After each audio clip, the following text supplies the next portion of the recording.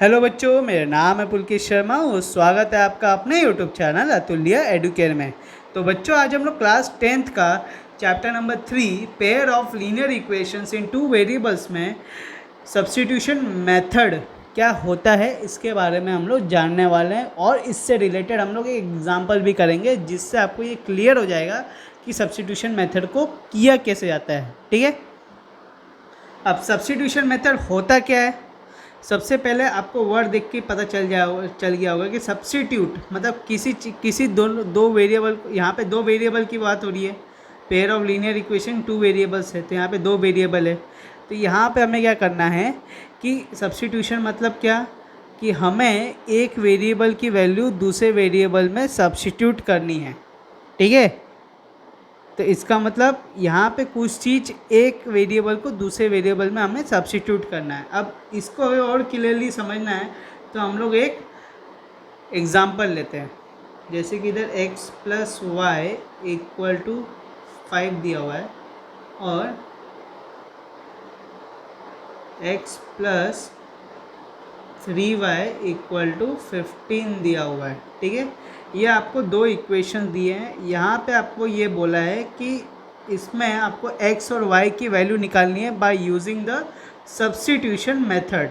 ठीक है, तो हम लोग क्या करेंगे, सबसे पहले स्टेप में दोनों इक्वेशन में से कोई एक इक्वेशन लेंगे और उस इक्वेशन को हम लोग कोई एक वेरिएबल के फॉर्म में लाएंगे in terms of another variable. ठीक है, फॉर एग्जांपल ये इक्वेशन 1 है और ये इक्वेशन 2 है, तो हम लोग इक्वेशन 1 को लेंगे और here in step 1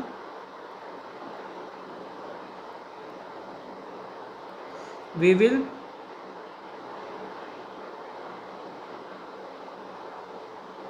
form the equation 1 in variable x with term as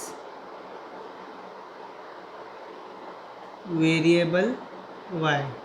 ठीक है, तो यहाँ पे हम लोग क्या करेंगे कि ये जो पहला इक्वेशन है x plus y equal to 5, इसको हम लोग x की वैल्यू में ले आएंगे in terms of y।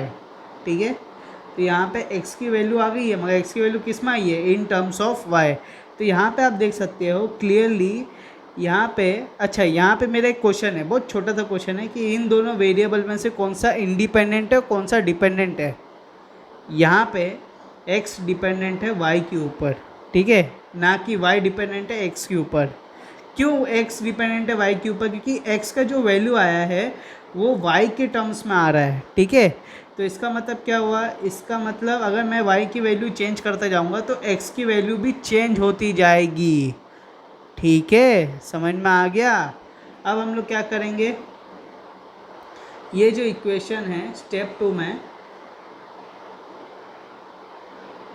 substitute the new equation 1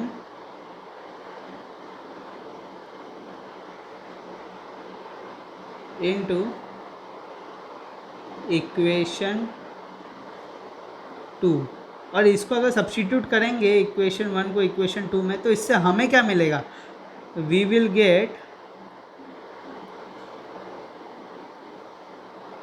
the value of variable y। ठीक है, तो यहाँ पे x plus 3y is equal to 15, इसमें सब्स्टिट्यूट किया, x की जगह क्या आएगा 5 माइनस वाई, तो 5 minus y plus 3y equal to 15, minus y plus 3y will become 2y। यहाँ पे प्लस 5 इस साइड जाएगा तो माइनस हो जाएगा, तो 15 माइनस 5। अब नॉर्मल कैलकुलेशन है तो 2y will be equal to 10, so therefore y will be equal to 10 upon 2 which is equal to 5। ठीक है, तो यहाँ पे हमें y की वैल्यू आ गई है 5। अब हमें यहाँ पे एक और वेरिएबल है x, उसकी वैल्यू निकालनी है। तो तीसरे स्टेप में क्या करेंगे हम लोग, वी विल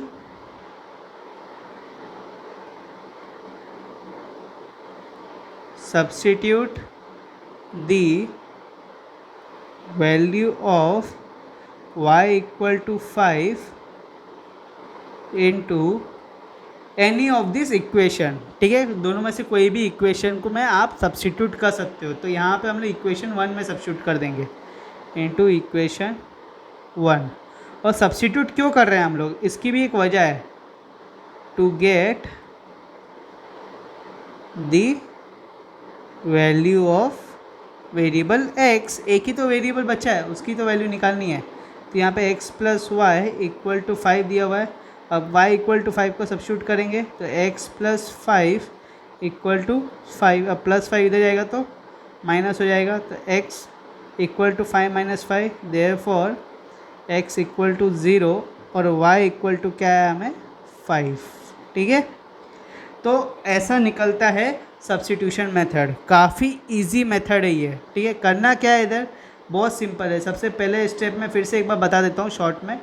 सबसे पहले स्टेप में क्या करना है, दोनों इक्वेशन में से कोई इक्वेशन लो और उसमें कोई एक वेरिएबल के फॉर्म में लाओ,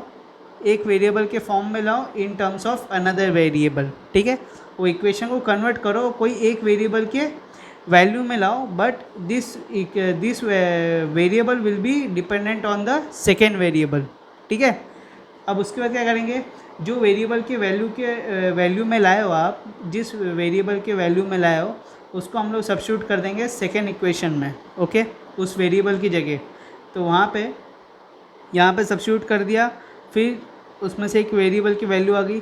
फिर जो वेरिएबल की वैल्यू आई है उसको हम लोग कोई भी दोनों इक्वेशन में से एक इक्वेशन में सब्स्टिट्यूट कर देंगे, जिससे हम लोग को दूसरी वेरिएबल की वैल्यू मिल जाएगी। ठीक है, और ऐसे ही करते हैं हम लोग सब्स्टिट्यूशन मेथड। एक वेरिएबल को दूसरे वेरिएबल में डालते हैं, उसमें सब्स्टिट्यूट करके उसका वैल्यू निकालते हैं, फिर दूसरे वेरिएबल की वैल्यू को एक इक्वेशन में डालते हैं, फिर उससे एक दूसरे वेरिएबल का वैल्यू निकालते हैं, और इससे हमें दोनों वेरिएबल का वैल्यू मिलता है। ओके, तो आई होप आपको ये सिंपल एग्जांपल से पूरा सब्स्टिट्यूशन मेथड का जो कॉन्सेप्ट है, कैसे अप्लाई करते हैं, वो पूरा समझ में आ गया होगा। अगर आपको इससे रिलेटेड कुछ भी डाउट है, या आपको ये चैप्टर से रिलेटेड कुछ भी डाउट है, या आपको क्लास 10 मैथ्स के जो भी टर्म 1 में चैप्टर आने वाले हैं उससे रिलेटेड कुछ भी डाउट है, तो मैं आपको एक ग्रुप बता देता हूँ।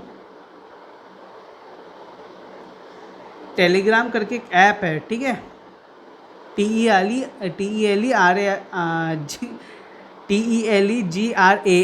ठीक है, टेलीग्राम करके एक ऐप है।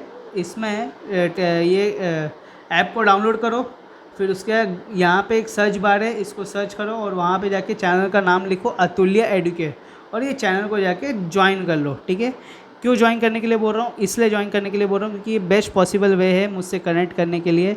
अगर आपको कुछ भी डाउट होगा टर्म 1 के रिलेटेड, या एग्ज़ाम में कुछ भी MCQ से रिलेटेड कुछ भी डाउट है, तो आप मुझे सबसे फास्टेस्ट पॉसिबल वे में यहाँ पे क्वेश्चन भेज सकते हो, मैं उसका आंसर आपको फटाफट भेज दूँगा। ठीक है, और उसके साथ जो भी वीडियो मैं अपलोड करता हूँ उन सब के जो नोट्स हैं वो आपको यहाँ पे मिल जाएंगे इन PDF फॉर्मेट। तो आई होप आपको आज का वीडियो पसंद आया हो, और अगर आप चाहते हो कि मैं ऐसे और वीडियोस बनाऊं तो मुझे सपोर्ट करने के लिए इस चैनल को सब्सक्राइब करिए, इस वीडियो को लाइक करो, अपने दोस्तों के साथ शेयर करो, बेल आइकन दबाओ फॉर न्यू नोटिफिकेशंस। मिलेंगे अगले वीडियो में बच्चों, जब तक के लिए बाय।